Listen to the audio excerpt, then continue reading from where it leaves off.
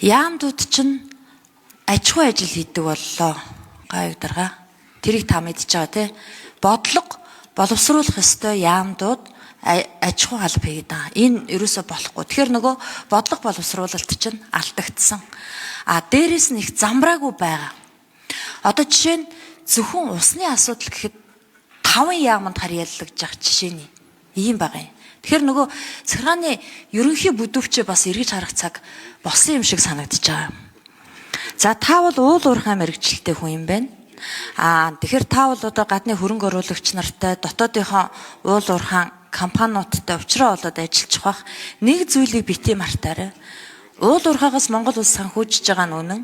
Гэхдээ та байгаль орчны сэдвийг дээрээс нь энэ усыг хизээч бити мартаарай. Монголын төр байгаль орчин, унган байгалаа хамгаалах ёстой, усаа авч үлдэх ёстой, бэлчээрээ авч үлдэх ёстой, цөлжилтийн эсрэг ажиллах ёстой. Энийг анхаардаг тийм шадар сайд байгаарай гэж захий. Дээрээс нь гавьяа дараа нь баяр хүргээч.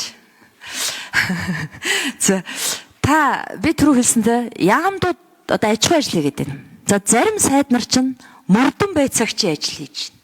Бүр шоронгийн хуйгийн ажил хийдэг боллоо. Энийг болиулмаар байна. Сайд бол ерөөсөө бодлого боловсруулдаг хүн байх хэрэгтэй байхгүй юу? Тэрнээс биш одоо хүн мөрддөг, шалгадаг, хүнийг гүтгдэг тийм байх ёсгүй шүү. Улс төрийн ороо бусгай байдал одоо ингээд дуусах ёстой. Энэ дээрээ анхаарч эвнэгдлийг нэлээд сайн дэмжиж хангаж ажиллаарай гэж хүсье. Зөвхөн яамдууд сайд нар бодлого боловсруулдаг байх ёстой. Ус хонзонгоор ажил хийдэг зарим хүмүүсийг тэрийг болиулна үсттэй. За тэгээд амжилт хүсье.